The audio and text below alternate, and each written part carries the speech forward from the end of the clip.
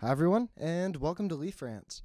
So, today, Monday, August 26th, is officially 1 year of these videos. A year ago today, I was in my bedroom, and I decided to do a 2023 to 24 season preview. Now, we're not in that season anymore. We're going into the 2024 to 25 season. So, I figured what better way than a season preview. Now, I have what I think the lineup will look like, how I think they'll do, season MVPs, biggest surprises, stuff like this. And yes, why don't we get into it? Let's start off with the season MVP. The season MVP this year, and I feel very confident saying this, is a guy who is coming off of a 69-goal season. I don't know if you've ever heard of him. Captain Austin Matthews. So I don't see how this guy won't be MVP. He's captain. He's got a lot going for him right now. He's entering his brand new contract. He'll be amazing. I also think Marner will have a very good season. He's in a contract year. Remember that. Just saying. Biggest pleasant surprise. Who do I think that could be? I ran through a couple of names with this one. And the one that I kept going back to is Timothy Liljegren. And why do I think Timothy Liljegren will be the biggest pleasant surprise? Because he just signed a $3 million contract. And Timothy Liljegren is a guy that I honestly think might start on the third pairing. But he's a guy that I think will work himself up, and he has to take a step this year. If he doesn't, then it's a waste. It is. But he has to take that step, and he's shown little shavings where when he's needed, he can step up, but he just can't do that for a long amount of time. If he can do that and he can stay that good and he can stay and keep being consistent and move himself up into the lineup, have that second power play opportunity, I don't know. Timothy Liljegren can be a very, very pleasant surprise for the Toronto Maple Leafs this season. Defenseman of the year. I'm very tempted to say Chris Tanev because Tanev just signed his big contract here, obviously, but I had to go with my man, Morgan Rielly. A lot of people are like, oh, Morgan Rielly this, Morgan Rielly that. Morgan Rielly will be a playoff MVP for this team this year. I know he will. Last year was a down year. I don't know what was up.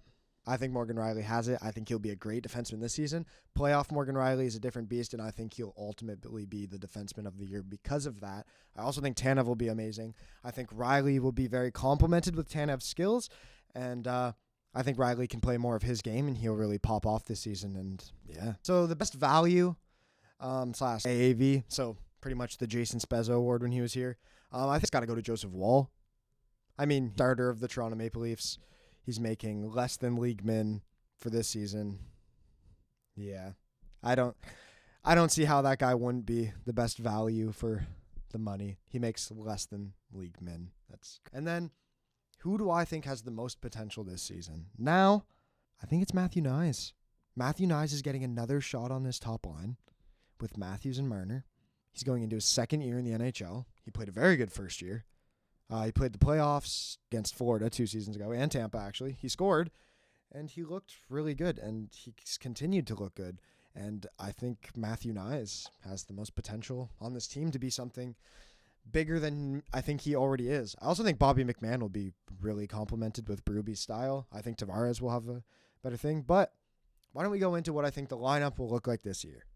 As I said, I think the first line will be Matthew Knies and Mitch Marner with Austin Matthews centering. So Knies on the left, Matthews in the center, Marner on the right. Why? Because I don't really see how you don't do that. To start, right? Matthews and Marner and Tavares and Nylander will eventually get swapped up. But the second line will be start off McMahon, Tavares, Nylander. Now, the Leafs are still in on left wingers. So this video could be completely, like this part of it could be completely useless by tomorrow if they go out and get another left winger. But for now, this is what the lineup's like. Third line, Holmberg is in between Domi, and Yarncroke will be on the right. Now, a lot of people have been, trade Kelly Yarncroke. No, don't trade Kelly Yarncroke, please. Please, he's a perfect guy who can play in the middle six. He plays left wing, right wing, center. He plays defense sometimes, under Sheldon Keefe at least. But he's a very trusted guy with an offensive upside, and he's very good defensively. Yeah, maybe not the best in the playoffs, but you know what? He's still a very excellent very great player. I love Calle Yarncroke. And then the fourth line, Connor Dewar with David Kampf in the middle and Ryan Reeves on the right. Nick Robertson, maybe. Alex Steves, maybe. I don't know who's going there. Nick Robertson still hasn't signed. I imagine if Robertson signs, he'll get that third line spot. Like, I could see Robertson, Domi, Yarncroke being a line. Like that, I actually think that'd be a very good line. A set-up Domi, Sniper, and Robertson, and a guy who just works hard in Yarncroke. I see that working as a perfectly great line. He put Holmberg down, so it's a Dewar, Kampf, Holmberg line. Gorgeous. But Robertson doesn't sign. This is what I think the lineup will look like. Yet again, Robertson signs. I think he slots into the third line. You move Holmberg down. Yeah, Reeves is your scratch. You know. D, first line, Riley Tanev. Locked in. That's the first D pairing. Doesn't matter. Second D pairing and third D pairing, I don't know. This is my guess. Second pairing, Oliver Ekman-Larsson on the left and then Jake McCabe on the right. I don't know. Like, does Ekman-Larsson play the right very often? Oliver Ekman-Larsson position. Like, he's a defenseman. I don't know if he plays on the right. If he does, you could probably put him beside Benoit, but I don't know. And then third pairing, Benoit, Liljegren. That's what I mean. I think Liljegren will start on the third pairing, but I think he has a lot of opportunity here to really grab a spot, especially as a right-handed D. So I don't know. And then in net, the extra. I put Hakanpää.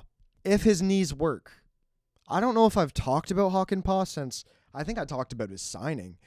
Hakanpää was never officially signed. Like, he's a $1.5 million 2-year deal, I believe.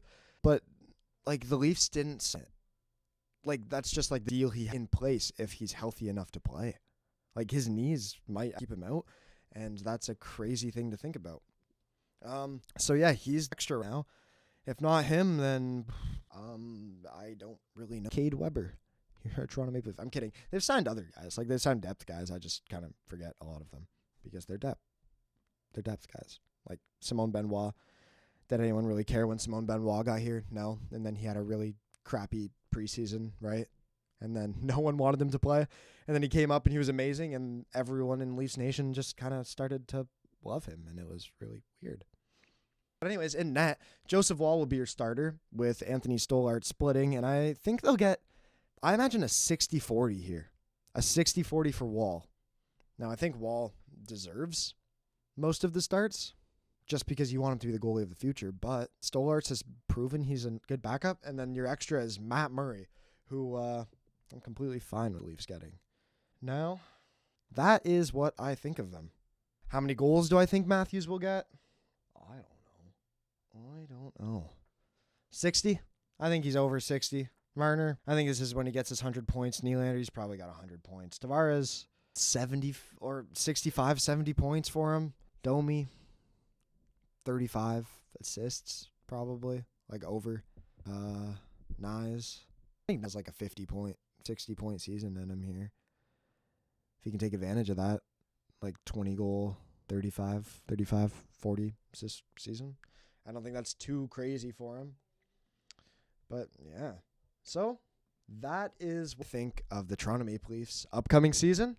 Let me know if you agree, if you disagree in the comments. What do you think the whole Nick Robertson situation? Like, actually, I'm really interested to know what people are thinking about that. He's requested a trade. He hasn't been traded. And he hasn't signed a contract. And he's an RFA. And we've qualified him. I don't know. Thank you very much for watching. If you liked it, clicking like always helps, and subscribe is awesome. So, yeah, thank you very much, and hope to see you next one.